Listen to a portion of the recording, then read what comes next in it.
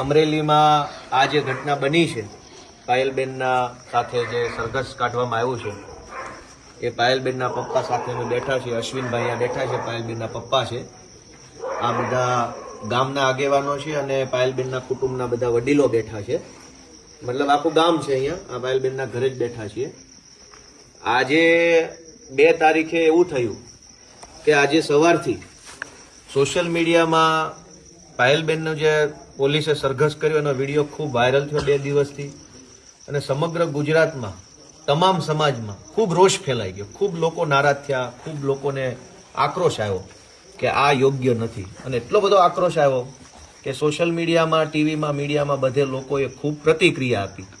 અને એ પ્રતિક્રિયાથી સરકારના માણસો કે અહીંયા અમરેલીમાં જે લોકોએ આ બધું કરાવ્યું છે એમના પેટમાં તેલ રેડાયું અને એમને એવું થયું કે ભાઈ હવે તો આ બધી તકલીફ પડશે, વધારે થશે. એટલે એમણે તાત્કાલિક એમની એક મીટિંગ બોલાવી. એમાં બધા એમની પાર્ટીના ધારાસભ્યો બધા રાજકોટથી ને અમરેલીથી બધા હતા.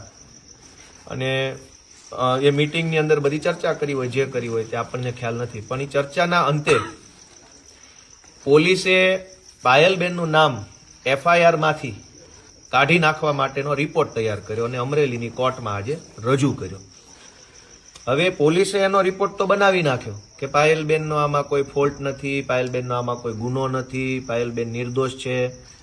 અને ભારતીય નાગરિક સુરક્ષા સંહિતા, એ કાયદાનું નામ છે BNSS, એની કલમ 189 છે. એ એવું કહે છે કે તપાસ દરમિયાન પોલીસને એમ લાગે કે કોઈ આરોપી વિરુદ્ધમાં પૂરતા પુરાવા નથી તો પોલીસ કોર્ટમાં રિપોર્ટ કરે કે ભાઈ ફલાણા ભાઈ કે બેન માટે અમને પુરાવા નથી મળ્યા, તો એ વ્યક્તિને તમે છોડી મૂકો અને એનું નામ કાઢી નાખો.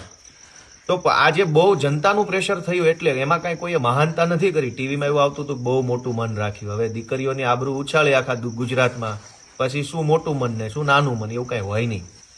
પણ પછી તો લોકોનો આક્રોશ વધી ગયો એટલે નક્કી થયું. તો પોલીસે આજે કોર્ટમાં રિપોર્ટ રજૂ કર્યો BNSS 189 પ્રમાણે પાયલબેનનું નામ હટાવવા માટે. એ રિપોર્ટ રજૂ થયો ત્યારે હું અમરેલીમાં પણ નહોતો અને કોર્ટમાંય નહોતો. પણ એ રિપોર્ટ રજૂ થયો, અદાલતમાં સાહેબના ટેબલ ઉપર મૂકવામાં આવ્યો. જજ સાહેબે, મેજિસ્ટ્રેટે એવું કીધું કે પાયલબેન જેલમાં છે એટલે હું આ રિપોર્ટ ઉપર નિર્ણય કરી શકીશ નહીં. જો પાયલબેન પોલીસની કસ્ટડીમાં હોત તો હું આના ઉપર નિર્ણય લઈ શકે, એવું જજે કહી દીધેલું. ત્યારે હું પણ કોર્ટમાં નહોતો ને અમરેલીમાં નહોતો. આ બધું પતી ગયા પછી હું અમરેલી પહોંચ્યો.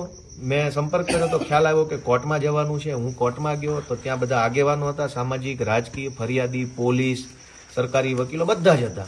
અને બધા એક રૂમમાં બેઠા હતા. હું પોતે બેઠો હતો. આરોપી ફરિયાદી ત્યાં, ફરિયાદીના વકીલ, મુખ્ય સરકારી વકીલ, આ સંદીપભાઈ છે વકીલ હતા, જે પાયલબેનના વકીલ, જેમના ઉપર અત્યારે આક્ષેપ થઈ રહ્યા છે કોંગ્રેસમાં છે એટલે આ બધાને હાજર હતા. PI સાહેબે હાજર હતા, LCB વાળા હાજર હતા, હું પોતે ત્યાં હાજર હતો. પછી જેલમાં છે એટલે આ રિપોર્ટ ધ્યાને લેવો કે ન લેવો એની ખૂબ ચર્ચા ચાલી ને અંતે પછી મેં પોતે મારા મોબાઈલથી સર્ચ કરીને એક જજમેન્ટ જૂનું કાઢ્યું. આ જજમેન્ટ છે.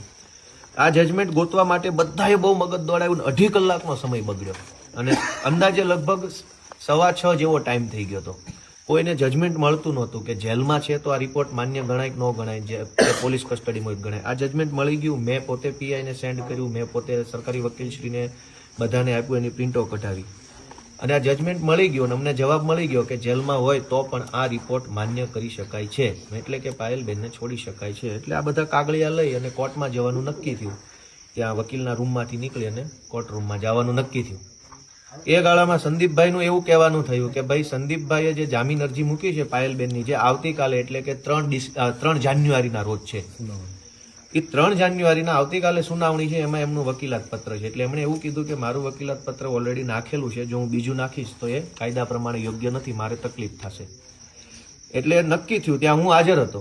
મેં એમ કીધું કે તો મારું ગોપાલભાઈ ઇટાલિયાનું વકીલાત પત્ર મૂકી દો અને તમે રહેવા દો, કેમ કે તમારા એકના એક કેસમાં 2 વકીલાત પત્ર ન મૂકવા હોય તો આપણે રસ્તો કાઢીએ. એટલે મેં મારું નક્કી કર્યું. આ મારા નામવાળું વકીલાત પત્ર છે. હા, હવે એમાં પાયલબેનની સહી જોઈએ ઓરિજિનલ. પાયલબેનની સહી ન હોય તો ગોપાલ ઇટાલિયાનું વકીલાત પત્ર માન્ય કોર્ટમાં ન ગણાય. તો સહી લેવા જેલમાં જવું પડે. જેલરની રૂબરૂમાં સહી થાય. જેલર ન હોય તો સહી માન્ય નથી. એટલે નક્કી એવું થયું કે સંદીપભાઈ મારા વતી જેલમાં બેનની સહી લેવા જશે. તો આ વકીલાત પત્ર ઓરિજિનલ છે, આ જેલરનો સહી સિક્કો છે, આ જેલરનો સિક્કો છે, આ પાયલબેનની સહી છે, આ ગોપાલભાઈ ઇટાલિયાનું નામ છે, આ મારો વકીલાતનો નંબર છે.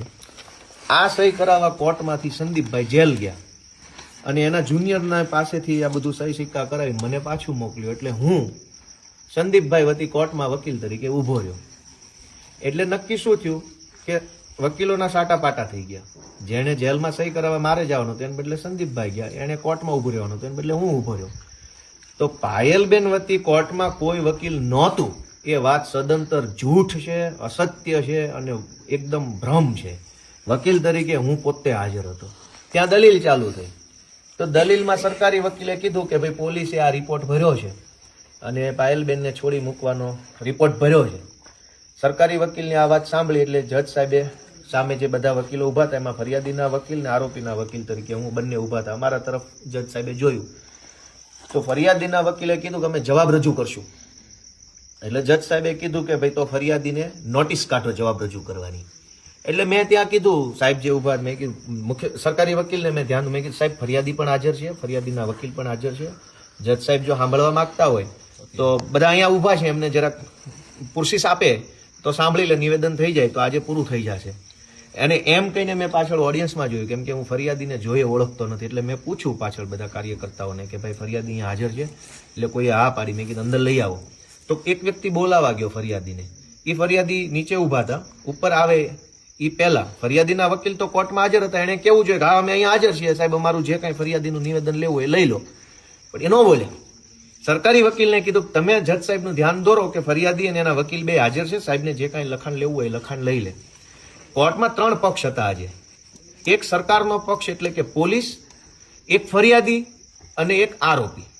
સરકારનો પક્ષ એટલે કે પોલીસે રિપોર્ટ રજૂ કરીને એવું કીધું કે અમે હવે આમાં કંઈ કરવા માંગતા નથી, પાયલબેનને છોડી મૂકવામાં આવે. એટલે સરકારનો પક્ષ ક્લિયર થઈ ગયો, સરકારનું સ્ટેન્ડ ક્લિયર થઈ ગયું, પોલીસનું સ્ટેન્ડ કે એ લોકો કંઈ કરવા માંગતા નથી.